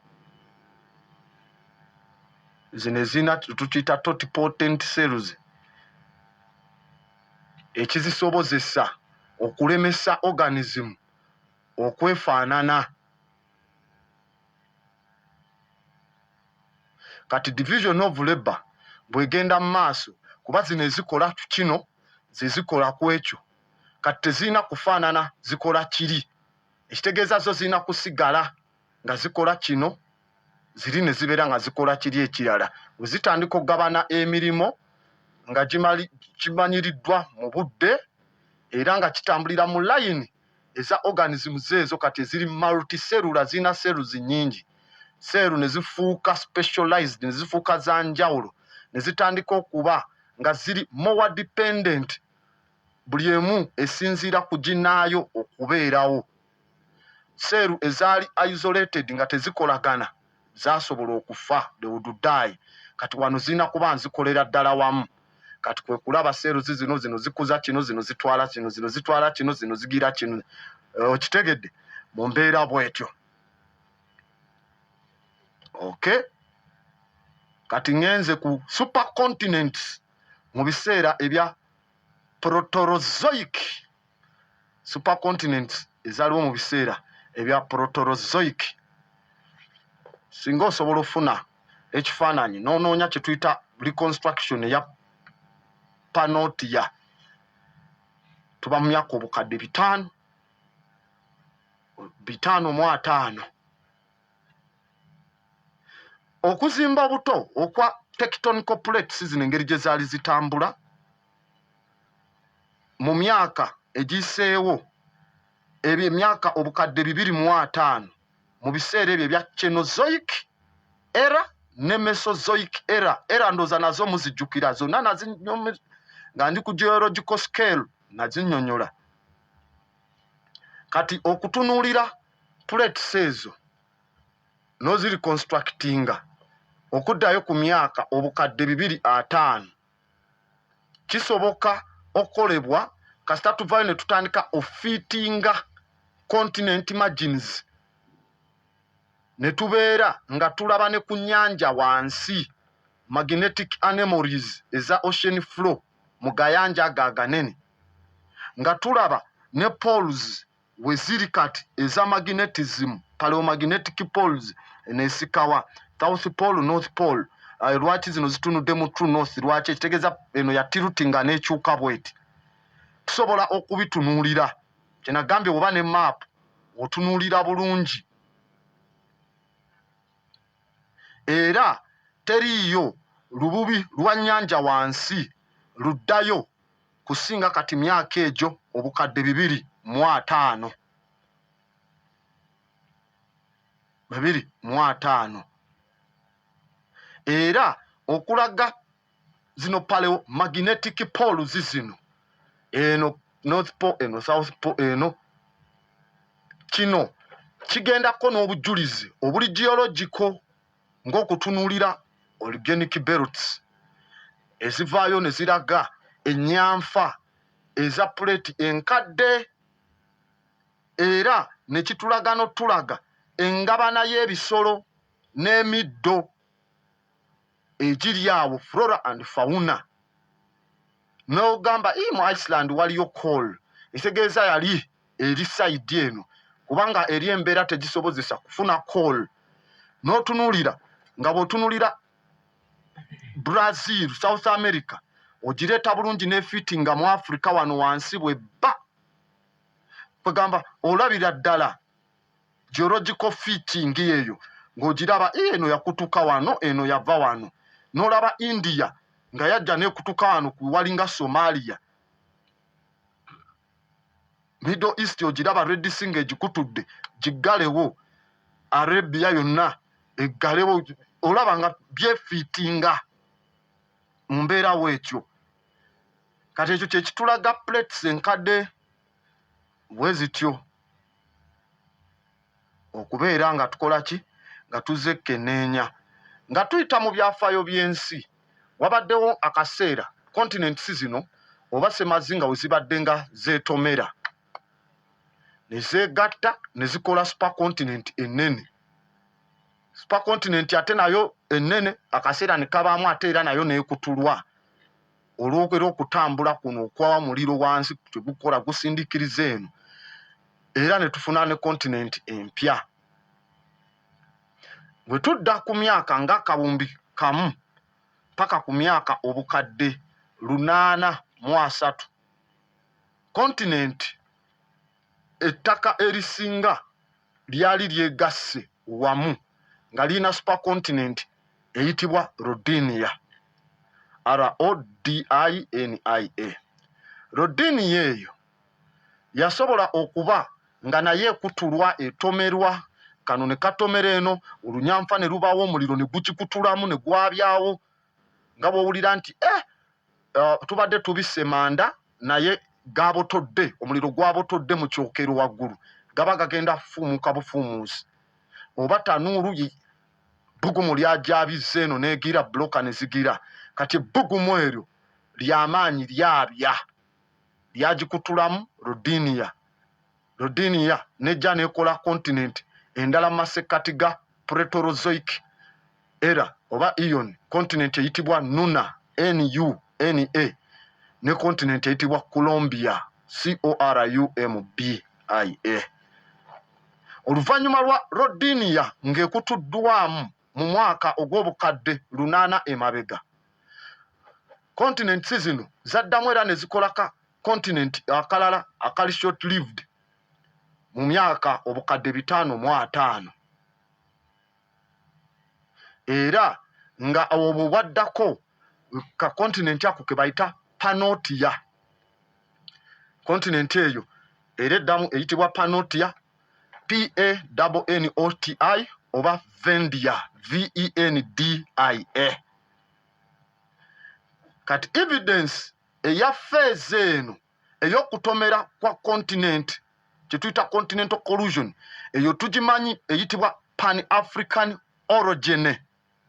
Pan-African orogeny, origin, O-R-O-G-E-N-Y, nga eno yagatta ettaka lya continent present day gye tuliko Africa eryali ligasse ne South America, nga Africa South America zegasseeko, Antarctica ng'etugasseeko wansi ne Austria. Okubeerawo kwa Panotia kudipendinga ku timing eyaliwo masekati g'oluyuliko. Oluyuliko lwakolebwa masekati ga Gondwana. Kati Gondwana oba gye tujja oyita Gondwana land oba Gondwana, G-O-N-D-W-A-N-A, eyo yeriko ettaka erisinga obungi erya Southern Hemisphere, abali eno Maserengeta ye yali Gondwana. Kati Gondwana eyo erya Southern Hemisphere okugattirako ne Arabian Peninsula ewalizi Saudi Arabia ne Indian subcontinent nga zegasse.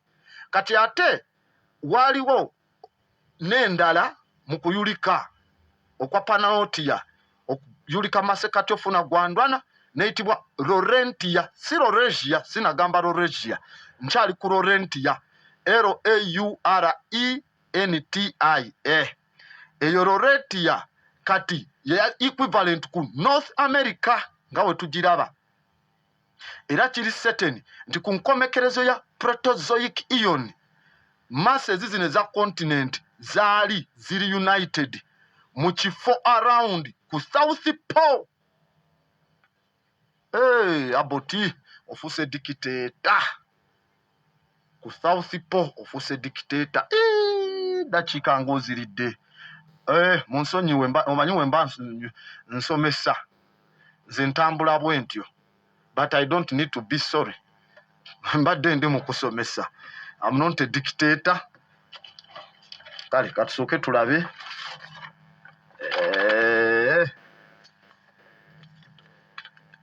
Wasigadde eddakiika 16 tunaafuniramu n'ebibuuzo byaffe. Katusooke tutandike. Nagamba studio line sindika message ku 077 8188743 oba 0707 985 etubeere nga tukwekenneenya. Thanks Grandmaster for the program. We knew that scientists were born special, but now we see ourselves heading to be scientists too. Webale Tata Kabugo Olivia Fort Potro ashe webale kubanga kwoli naawe science si muzibu wamma, webale kubanga okitegeera ku mbeera eyo.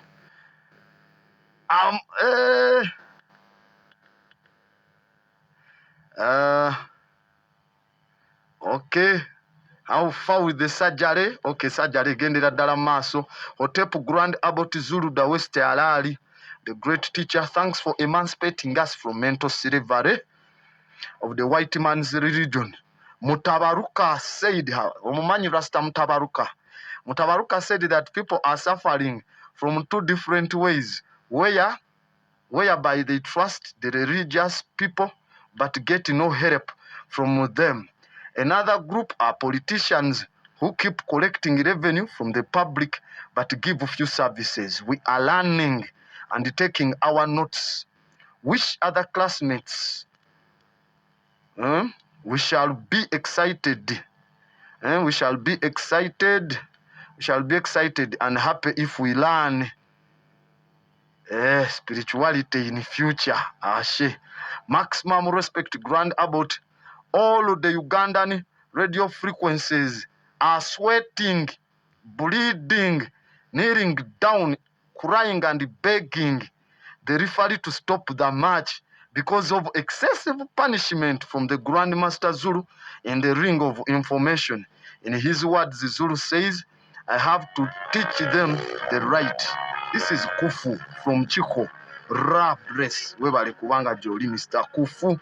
Mr. Abbott, they tell us that when you touch on ears with both hands, the sound you hear, it represents the hell. Sir, Abbott, is that true? Daudia Movende. That is wrong. It is false. Babagaba bakwata ku matu gaabwe sound gy'owulira nti eyo ye hell. Who told you? How can I hear hell in my ears nga nzigaddewo when I'm blocking my pinna tepiikinga bulungi? Oscos ze ziba vibrating amunda, the small bones ezo. Oscos. Thanks for the right information. You are really the Grandmaster. You have made me understand the replicator and the metabolism hypothesis that explain molecular origin of life. Good job done. Ever since 2014, we are learning on Mugisha Ibanda, now in Kabalole. Yes, webali kubanga kuli. Hey Abbott, thanks for the show. Is it possible to live stream your programs from overseas or out of Uganda? Okay, Raj, Salama Road, Max Raj, kuva Salama Road Machindye. Ku nsonga ezo bwe zityo tugenda kuba radio tugiteeka ku internet soon, omwezi guno we gugwerako, nga ne woobaawa yonna ojja kuba otukwasa, ojjaba otufuna, tujjaba tukusomesa information ojjanga ba ogifuna. Hello Abbott, I have pimples, how can I cure it? Onalina embalabe. Nagambye that is excessive lipids. Kuli ali abutoto oyo omutulise ne bamuzaamu yaleeta obuzibu obwo mu mbeera bwekyo. But the best way esookera ddala gaba masanda ga paapaali. You go ku paapaali n'olitematema tata n'ojjako obusanda obwo, siiga mu feesi yo, then oteekeko ne lemoni, enniimu gikoone nayo ogigatte masanda ago ag'epaapaali, smear on your skin. Mbalabe zo zijja genda, ojja kujja wano nsasule ng'oteredde. Continue to be the light of Africa, man. This nonsense of God and creation should stop. Listening from Njala, the great Njagala obuulire wamma, wamma amazzi g'ekitagata hot springs gawonya. Is it true? Nagambye ziba hydrothermal vents. Naye kati jjukira mu ttaka eyo gye gayita okuva wansi mu earth's crust mulimu ebirungo ebimu bye tuli deficient, bye tutalina. Kati we gajja ne tubifuna ebyo ebirungo. So tutandika okuwona ku ndwadde ezimu kuba tuba tubadde tubiraakinga. Abaagala okwogera. Alo? Esebo. Webale kuweereza. Esebo gyebala ani ono? Ono Aston Ekitumba. Ekibuuzo kyange kiri nti Katonda wabanga teyabeerayo na Sitaani nga teyabeerayo zino ebisambwa bikimudiini nga tebyaliyo. Kati waliyo mesero gyendala eziva mu Greek obudde bwa Achilles abo. Kati ebyo byabeerawo nga bitya eby'abagodi. Okay. Obudde bwa Achilles ne Sinbad. Okay. Ekirungi ovuddeyo n'ogamba mythologies ezaalingayo mu biseera ebyo, era they are mythologies nga wawulira Wakayima ne Wango webiri, kuba aba Greek okutegeera conscious ebya Katonda basooka kujja mu Africa okusoma mu Kemeti ba Socrates ba Pluto ba Pirini ba Hippocrates ba Theophrastus ba Galeni bonna gye bajja concept obola bakatonda babwe Apollo kitegeeza the black one triumphatic Athena the black god of war kitegeera Zeus ne temple ye is black kuba concept bazijja eno so it is just a concept nga ulira bisitole bya Wakaima ne Wango ate byo bebayita stan bantu be babikola omuntu yakola amayembe yagawanga omuntu yawanga amayembe okay muntu yakola era yayita nayogeza empewo ezabali abagenzi kyova bagamba Africa tetufa tugenda bugenzi we go back into the reactions twavamu okay not heaven kati olira gundi yamusindikidde ebiteega basindika Messi gundi alina sitaani za laddu bamuwaka koko bakatwale walifuna n'akaato twali eyo Kivu nga kuliko kayumba bali nga bawandise koli nantafutira nangamba ekigambo kitegeeza wano tutunde laddu enkuba so it is not sinti ya sitaani yabirese onagambye about the pimples also the listener should eat raw purples. I know sounds weird but it works. It is Musabe Apuli Kyamukerege. Musabe Apuli agambye nti oyoda kumbalaba asobola n'okulya amapaapaali amabisi ate singa oba osobola ofuna engeri gy'okamulamu kaganja enjaga eyo n'ogijjamu kajuice ako blended one akali serious it works effectively ako tekamanyi na luwumu by the way. Thanks for the program, Grand Abbot. So I'm asking, how were the land and mountains plus lakes formed? Obadde obeerako wano ku program eno. Alright, obadde tobeerako gwe. Kuba ebyo byonna twabisoma seas nga bwe zizze first oceans. Tetunatuuka mu lakes zino zakati zonna tujja zituukamu tuzirabe. Tubadde tukyali mu oceans. Engeri bwe jjajja era tukomye ku area nga planet zisplitinga okugezaako okufuna format gye tulaba eyakati gyenja okudda nnyonnyole ku Sunday eddako. It is Solomon from Potro. Thank you. Hey, Grand Abbot, thanks for teaching. Which word did the people replace? But did the Pope replace? Don't lead us into temptation. In the prayer, I'm country boy Suji Ekitumba.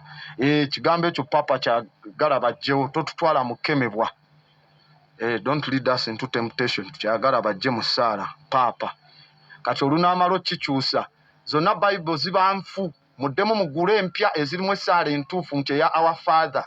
Lwanaayitawo emyaka nga 1,200. Abantu abali babasomesa nti papa gundi yakyusa essaala eyo nga mugamba basiru boogera batya ku ddiini yaffe kubanga tugambye nga bwe bajjanga babikyusakyusa akuba essimu anyway mbeera njagala message olw'obudde.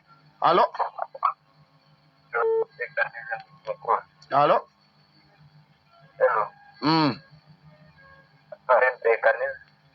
esebo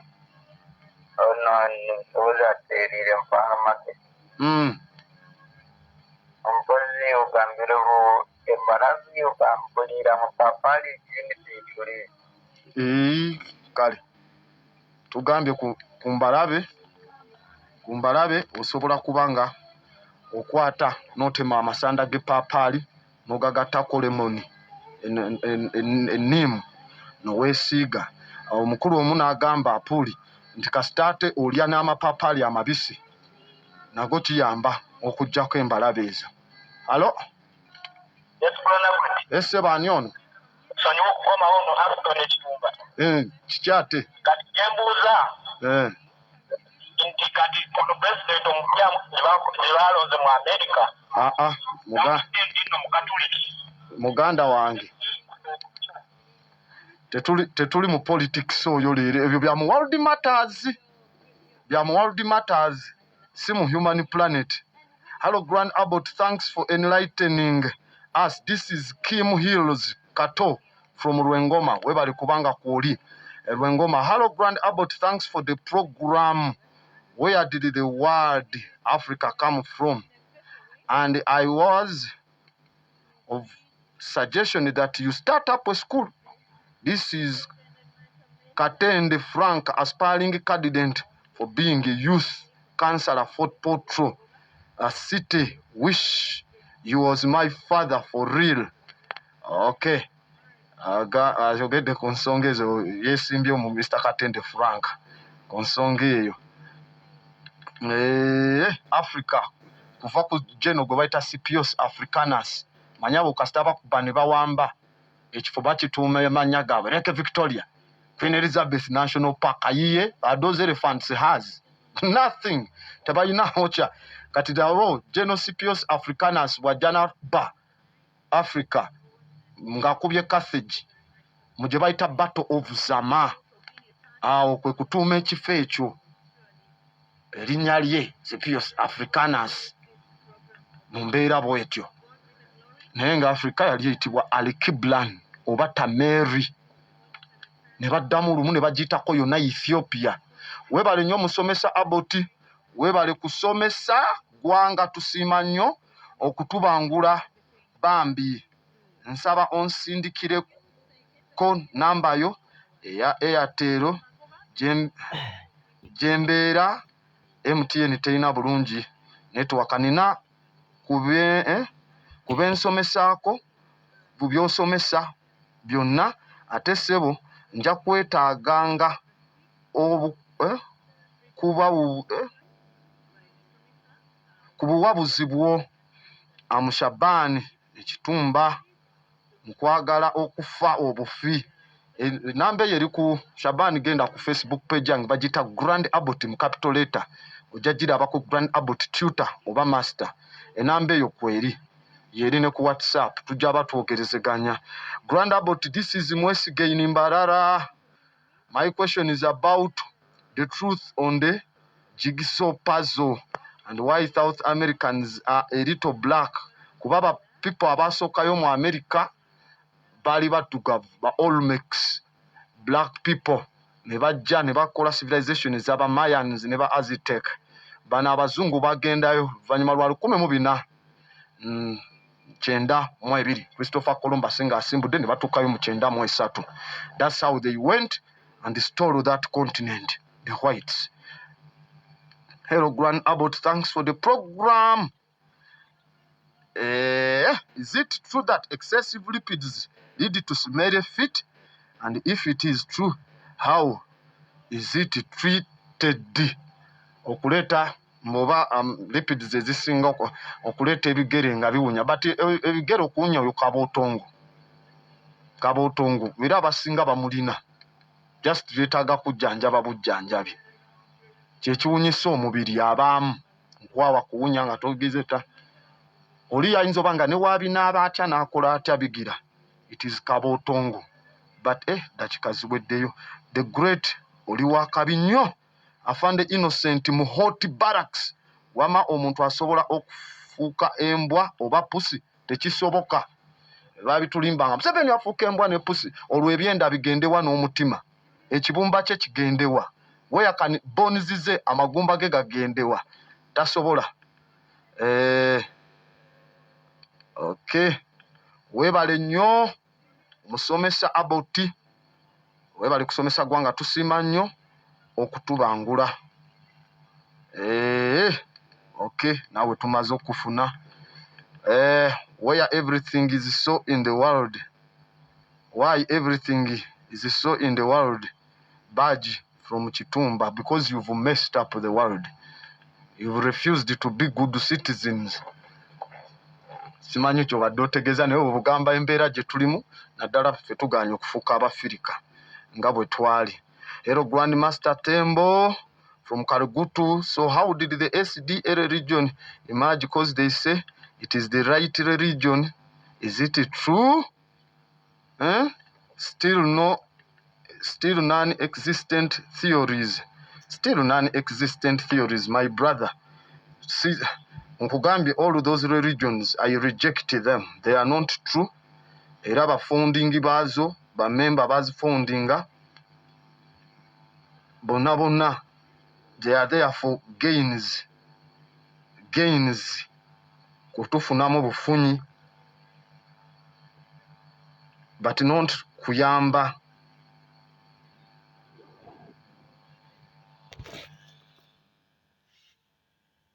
Mumbeera bwetyo n'abadde agamba atya?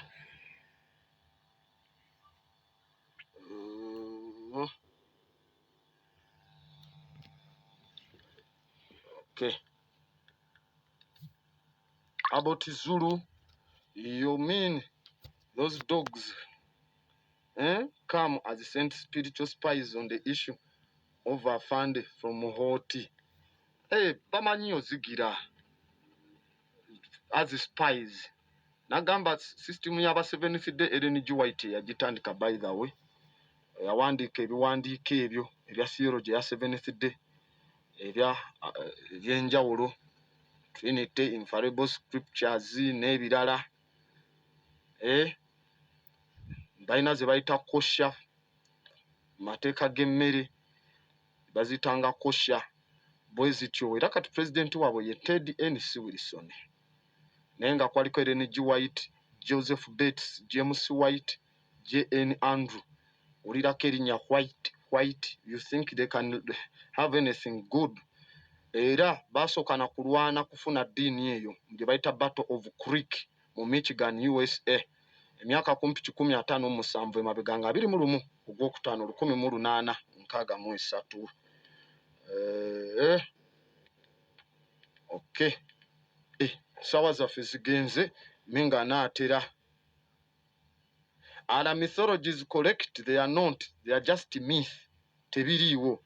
Aboti wange what causes okuwaluka omubiri kozibwe naaba okuwaluka sikutegedde okuwaluka manyi kuli kwakweyamba omubiri kozibwe naaba nesiteekako bizigo mpaluka aspaluta matiyo ategeeza ki okupaluka okuwaluka sikutegedde mu mbeera bwetyo nze kuwaluka manyi kuli eri okuyitira. Hello, about detail me about a religion called Jehovah. Oyagala ba Jehovah wickedness.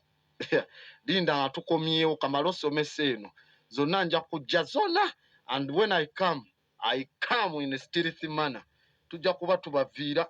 Selector Mingo yatuuse dda agenda kukuba kali Mingo. Waliyo omusajja bamuyita Kimbangu Solo yasinga okuba gita mu Africa mu Congo. Bakubire music oyo naddala beats ezaffe ezo ez'ekifirika mu kaseera kano. Tujja kuba ntubaviira nkulekedde Selector Mingo.